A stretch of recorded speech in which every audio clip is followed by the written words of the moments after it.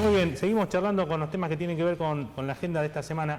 Justamente uno de los puntos que esta semana tuvo bastante autoridad es una supuesta discusión, controversia dentro del gobierno sobre si fue suficiente el aumento para los sectores más postergados, que anunció Alberto Fernández la semana pasada. El refuerzo de las tarjetas alimentar, ¿no? Que terminó en una discusión sobre la utilidad de la tarjeta y la continuidad de la política alimentaria.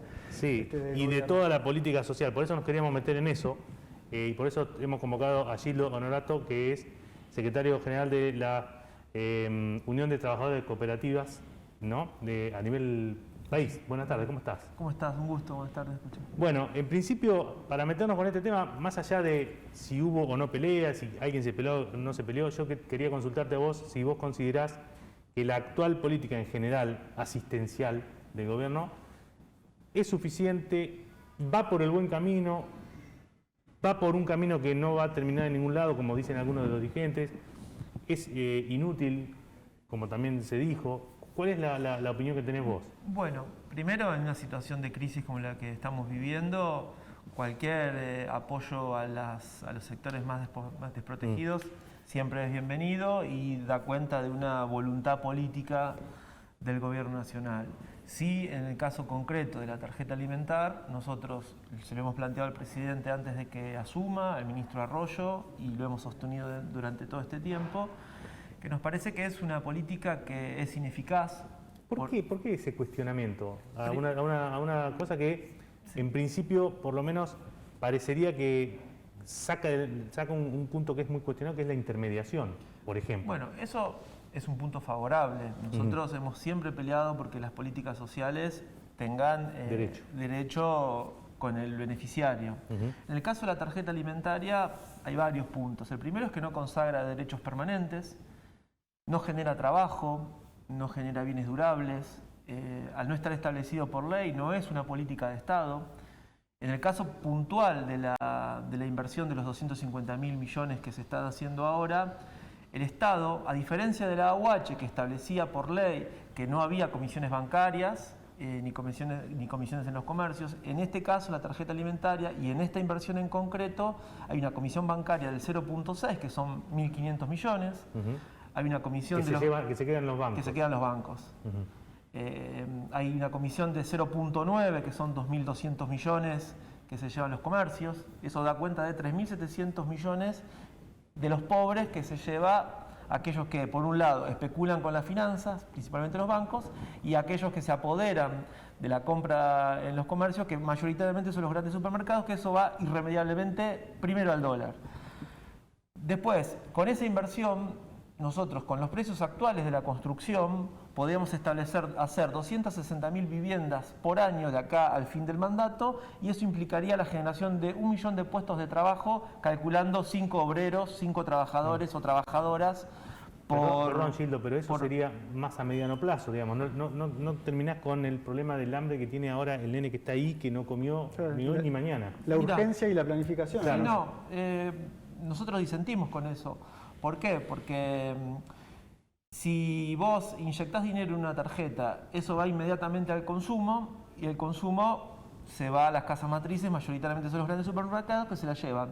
Si vos invertís en trabajo e invertís en bienes durables, además de generar trabajo, además de dejar el bien físico, vos estás generando un ingreso a una familia, y eso también resuelve el problema de la alimentación. Se resuelve el trabajo y el déficit habitacional, pero digamos, ¿cuánto tiempo lleva a implementar una política pública así? De acá a fin de año nosotros hemos Pero hay que generar suelo urbano, por ejemplo, que no abunda, y que se está viendo que, si bien pareciera haber una política, una voluntad política de generar acceso al suelo urbano, no es rápida tampoco. Digo, ¿en cuánto tiempo vos podés generar el suelo urbano y ponerte a construir porque hablas de 1 millón de viviendas? El Estado tiene millones de hectáreas ociosas a nivel nacional. Pero hay que darle servicio y hay que integrarlos urbanamente. Y eso forma parte de generar trabajo también. Entonces, lleva un tiempo que implica el trabajo como ordenador social.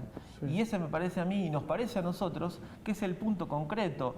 El trabajo es y debe ser la principal inversión social, porque si no, tenemos que dar cuenta de cómo han sido las distintas políticas asistenciales de los últimos 20 años en la Argentina.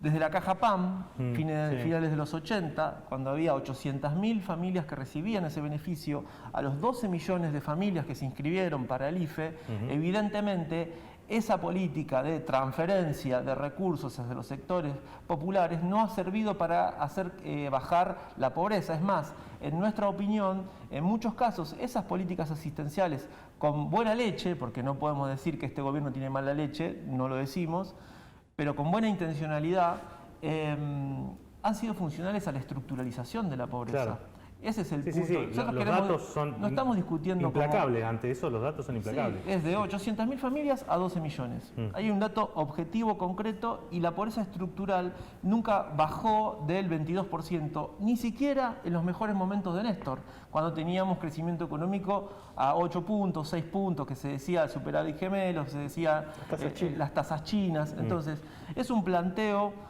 vinculado a la perspectiva productiva de nuestro país, a las perspectivas del trabajo. ¿Por qué? Porque nosotros hemos desarrollado desde la economía popular 4,5 millones de puestos de trabajo. El sector, no nosotros, el sector en el cual nosotros estamos insertos. ¿Vos te referís a las cooperativas? A las cooperativas y a los agrupamientos comunitarios que muchas veces no tienen ninguna legislación que los ampare. Eso es trabajo no remunerado, es trabajo no reconocido, es trabajo como por ejemplo la economía del cuidado. Las compañeras, comedores y merenderos desarrollan un enorme trabajo cotidianamente alimentando a 2 millones de familias en todo el país, el conjunto de los movimientos populares. Eso es trabajo y eso hay que dotarlo de derechos. O la pequeña obra pública que desarrollamos en infraestructura social para el mejoramiento de los barrios populares. Estamos trabajando, por ejemplo, con el RENAVAP y habría que invertir mucho más. O el pequeño taller textil, o las pequeñas ferias barriales, las ferias francas que se fueron armando. ¿Cuál es nuestra propuesta? Hay que incentivar productivamente sobre esos sectores, dotarlo de legislación, de normativas y por sobre todas las cosas, de insumos para que además esos trabajadores tengan derechos, tengan dignidad y puedan aportar al Estado, porque si no también se discute en la Argentina que aportan 5 millones de trabajadores y la población económicamente activa son 24 millones. Nosotros estamos queriendo discutir el modelo económico de la Argentina. Entonces, concretamente, esto de la legislación que decís, la falta de derechos consagrados legalmente, ¿qué derechos le están faltando hoy al trabajador cooperativo? Inscribirlo en blanco, que te pueda facturar, ¿cuál sería la...? Primer punto. En el 2016 se votó la Ley de Emergencia Social. Esa ley establecía que había que generar un registro de trabajadores y trabajadoras de la economía popular. Ese registro se habilitó recién en agosto del año pasado. Pasaron 4 años para que ese registro se abra. De agosto a febrero de este año se registraron 2.200.000 personas que están en la economía popular. Sabemos, el Estado sabe y toda la sociedad sabe dónde están, a qué se dedican y cuáles son sus tareas concretas. Ese instrumento es para nosotros un instrumento central para poder destinar créditos no bancarios, para generar incentivos productivos, para brindarle derechos, para la posibilidad de generar la infraestructura en una unidad entre el capital privado, el capital público y la economía comunitaria, que ha hecho un enorme esfuerzo durante muchos años y que en esta pandemia hemos visto cómo las redes comunitarias se complementaron con el Estado para que este país no tenga mayores problemas institucionales que los que hemos tenido en otro momento. Porque también hemos aprendido que el 2001 no le sirve a nadie. Bien.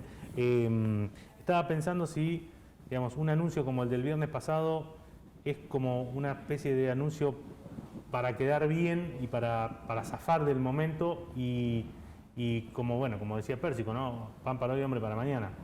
Creo que las intenciones son buenas, que hay una voluntad del Estado de inyectar recursos.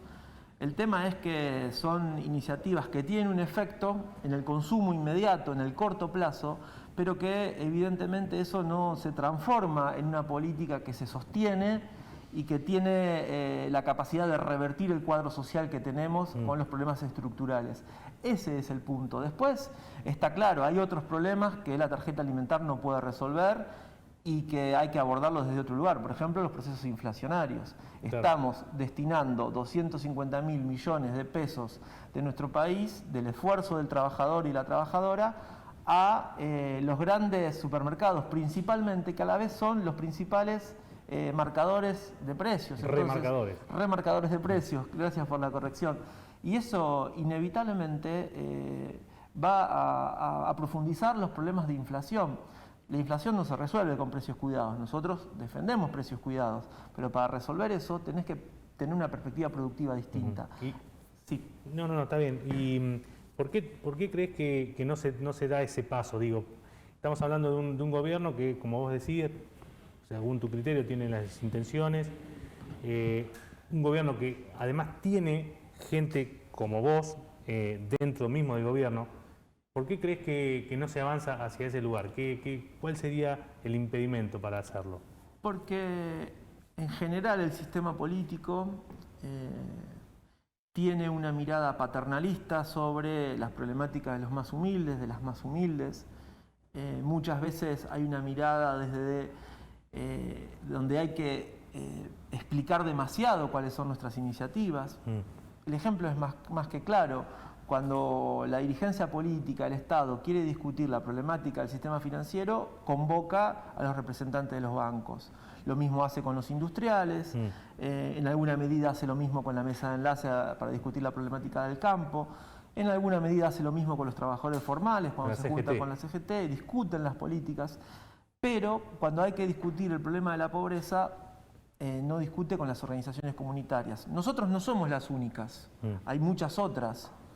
Pero nosotros creemos que nuestra representación, nuestro trabajo es merecedor de sentarse en la discusión sobre cuáles son las políticas, porque la economía ha empujado mucho de abajo para arriba para sobrevivir. La economía popular es una economía de supervivencia centralmente, y nosotros hoy creemos que hay que dar un salto, y ese salto implica una sostenida y sólida alianza estratégica con el cooperativismo tradicional, con el mutualismo tradicional, que producen el 10% del Producto Bruto. Si nosotros desde el Estado y desde los sectores privados construimos una sinergia entre la economía popular, que nuclea al menos el 25% de la población económicamente activa, con el 10% del Producto Bruto que genera ese sector, inevitablemente vamos a empujar el crecimiento de abajo para arriba y no vamos a esperar el derrame, que a nuestro sector no le llega nunca, o los boom de consumo que están acompañados muchas veces de picos inflacionarios. Creo que ese es el debate de fondo sobre la tarjeta alimentaria. Lamentablemente, muchas veces el debate en la opinión pública circula sobre si es la caja, si es la intermediación. Te iba a decir eso, porque tienen la fama de ser los malos de la película, ¿no? Los tipos que hacen negocio con los pobres, los tipos que manejan una caja sobre la cual supuestamente no se da ninguna explicación, y vos lo escuchás un poquito hablar y tiene sentido las cosas que plantean. Yo lo escuchaba a Grabois el otro día en una entrevista con Rolando Graña, y la verdad es que escuchás un rato y decís, este tipo tiene razón, o por lo menos tiene alguna lógica lo que plantea. Claro. Ahora, ¿hay experiencias en el mundo que hayan funcionado, digo, en esto que vos marcabas recién, la sinergia entre la economía popular, las empresas, el Estado? ¿Ha pasado, o lo que pasa acá en el fondo es que ustedes están queriendo inventar algo nuevo? No, la experiencia comunitaria de Bolivia sostuvo los años de gobierno de Evo y fue lo que le permitió volver rápidamente al gobierno al MAS. Pero sin hablar de Latinoamérica, vamos a otro lugar, Italia. Yo tengo familias, muchos debemos tener familias. En Italia son pueblos, la mayoría de 10.000, 5.000 personas, la mayoría de las comunidades. Tiene una demografía muy particular. Tiene una demografía muy particular, y hay producción y consumo en origen de la mayoría de los productos frescos. Vos vas, verduras, el tomate, el choclo, hay un montón de producción que es local. ¿Y eso qué es? Cooperativismo, incentivo del Estado, capital privado y, por sobre todas las cosas, agrupamiento comunitario, familiar, de pequeña escala, y eso funciona en una economía del primer mundo, podríamos decirlo. Entonces, nosotros, con la riqueza que tiene nuestro territorio, tiene todos los climas, tiene minería, tiene una tierra súper productiva, tiene un desarrollo científico y de innovación tecnológico de punta, lo estamos viendo con la producción de vacunas ahora. Si nosotros eso lo logramos traducir en políticas de Estado a largo plazo, con marcos regulatorios concretos, nosotros no vamos a resolver el problema en 2 años, en 5 años, pero vamos a poder trazar un objetivo de 1 década, de 2 décadas, que permita salir de estos niveles de estructuración de la desigualdad que vivimos, porque la desigualdad la vivimos en todos lados. Hace poco se discutía presencialidad o virtualidad. ¿Cuál fue el gran ausente de esa discusión? La desigualdad, porque los pibes de los barrios populares, una de las prioridades cuando van al colegio es morfar. Claro. Y cuando tienen virtualidad, no tienen conexión, no tienen datos, no tienen computadoras y con suerte les llega algo por WhatsApp. Entonces, me parece que ese es el punto desde donde tenemos que afrontar la perspectiva productiva, social, en función del bien común, que es lo que nosotros queremos. O sea, ustedes, volviendo al tema ese, desde el lugar de ustedes, hubiesen preferido que el sistema educativo funcione con presencialidad, básicamente por estos temas. Nosotros creemos que hay que cuidar mucho la salud, que la prioridad es tomar las medidas correspondientes y que hay que desarrollar una política de acompañamiento comunitario para que los pibes no se desconecten. ¿Cómo sería, por ejemplo? Bueno, nosotros hicimos una encuesta con nuestra estructura educativa, 16.000 hogares en todo el país, y lo que quedó claro es que desertó muchísimos pibes. Estamos planteándonos con estudiantes universitarios la convocatoria para hacer acompañamiento en los barrios, apoyo escolar, tareas que se han hecho históricamente. El Estado dice que lo hizo, ¿no? Como el ATR y algunos programas más. Sí. Bueno, ¿vos del territorio viste que llegó eso? Los barrios populares, de un lado y del otro de la General Paz, tienen los mismos problemas. La deserción creció y a nosotros nos preocupa porque esos pibes es muy difícil, esos pibes y pibas, perdón, es muy difícil que vuelvan a conectarse con el sistema educativo y esos pibes no los recuperamos más. Y creo que ahí está el gran agujero, porque ya tenemos casi 4 generaciones de familias de desocupados. Y eso forma parte de lo que es muy difícil reconstruir, ¿no?, en el marco del tejido social, que hay que sostener con mucho esfuerzo para que la Argentina no se siga desintegrando, porque la verdad que socialmente estamos muy mal. Esa situación,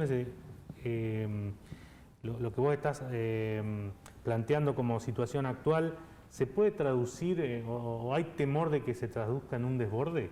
Digamos, ustedes tienen una estructura, una especie de, se podría decir hasta de control, si querés, o supervisión de todos esos sectores, pero ¿eso podría desbordarse en algún momento como consecuencia de todo esto? Nosotros creemos que no. Y hay 2 motivos. ¿Y lo pueden manejar? Bueno, hay variables sociales que son difíciles de predecir. Los fenómenos culturales, los fenómenos masivos, cuando hay determinadas causas que lo motorizan, muchas veces... Estallan y estallan. Sí, pero hay instrumentos que nuestro pueblo no tenía en el 2001. Primero, tiene organizaciones comunitarias mucho más consolidadas, mucho más extendidas y una red territorial que no existía con el grado de organización en articulación con los distintos niveles de Estado que en el 2001 no había.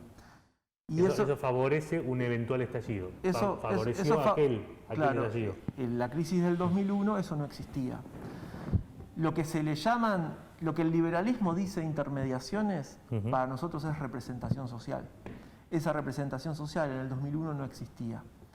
Hoy tenemos una interlocución con el Estado, con la CGT, con la Pastoral Social, con la Unión Industrial, con la Fundación IDEA, que los movimientos populares en aquel momento no había.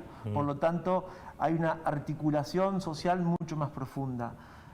Creo también que hay mucha conciencia y maduración de los movimientos populares. Yo soy de los movimientos populares desde el 95. Claro.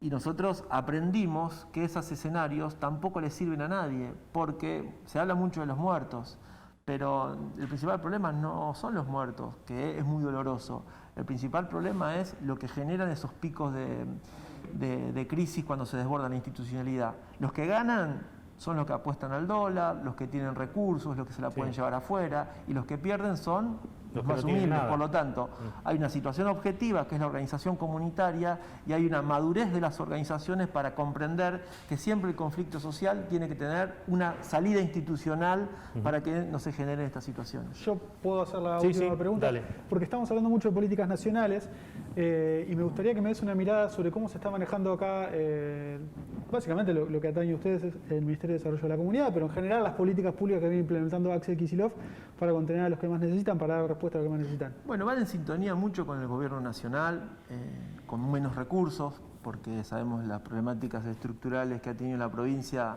hace 20 años. Vemos un gran esfuerzo del gobernador, vemos una impronta de trabajo del ministro Larroque que es muy distinta a la que tenía la ministra Raberta. ¿Por qué? Porque tiene una llegada en el territorio, porque tiene un diálogo permanente con las organizaciones, porque está encima de los problemas. Raberta no tanto. Fue muy corto el periodo de su gestión y la agarró en la peor etapa de la pandemia, cuando todos estábamos tratando de saber de qué se trataba. Pero la aparición Larroque... ¿Da la sensación de que el Cuervo Larroque habla el mismo idioma, por lo menos? ¿Puede ser que vaya por ahí? No sé si es eso, es que es su impronta de trabajo. Yo a Fernanda Raberta la conozco, le tengo un enorme respeto, sé de su capacidad de trabajo y está haciendo un gran trabajo en el ANSES. En el territorio, la articulación y el acompañamiento de la provincia de Buenos Aires se siente y hay una vinculación también humana que en el caso particular mío lo veo cotidianamente y eso a nosotros nos llena de orgullo porque sabemos que podemos tener matices, distintas miradas de enfoque sobre un tema, sobre el otro, pero hay una articulación que nos permite pensar que podemos salir adelante si trabajamos en conjunto. Y con los intendentes, perdón, esta cita última, prometo. No. Pues mirá lo que me pasó el otro día. Viajé a San Vicente, entrevisté a Nicolás Mantegazza, un intendente que tuvo una disputa muy fuerte, mediática, por lo menos pública, con Juan Grabois, y bueno, se dijeron acusaciones bastante fuertes. Se habló también de cómo los intendentes manejan el territorio, lo que hablamos al principio, de lo generar suelo urbano, ¿no? Los negocios inmobiliarios, y me contaba, o por lo menos yo le noté a Mantegazza, un compromiso muy grande con lo que es planificación, justamente para que no haya desbordes, para que la gente que se va a vivir a San Vicente se integre y tenga condiciones dignas para vivir. ¿Cuál es la mirada de ustedes sobre los intendentes y en este caso de San Vicente, qué es lo que pasó? Bueno, los intendentes no son todos iguales, ni todas iguales. Eso producto de los contextos en los que viven, los distritos no es lo mismo San Vicente que San Isidro, hay distinta composición económica, social. En general, en esta pandemia, nosotros hemos tenido, con matices y diferencias, una articulación con todos los intendentes de todos los signos políticos. Aún con Larreta, con Macri, por supuesto con Mariel Fernández de Moreno, que forma parte de nuestra organización, pero siempre ha habido una recepción, a veces mejor, a veces peor, pero el diálogo siempre existe y tiene que existir porque si no hay diálogo y articulación en situaciones tan críticas, los que pierden son los más humildes. ¿Eso lo entienden todos los intendentes? Eso mayoritariamente hay un criterio común de que hay que trabajar juntos. Nos enorgullece porque en otros momentos no ha sido así y hoy en día entendemos que toda esta situación sobre la cual estamos transitando forma parte de una articulación del tejido social que ha podido sostenerse en esa perspectiva de Estado y organizaciones comunitarias para que la situación no empeore. Gildo Honorato, secretario gremial de la Unión de Trabajadores de la Economía Popular, muchísimas gracias por haber venido a charlar con nosotros. Gracias a ustedes, hasta cualquier momento. Listo, gracias.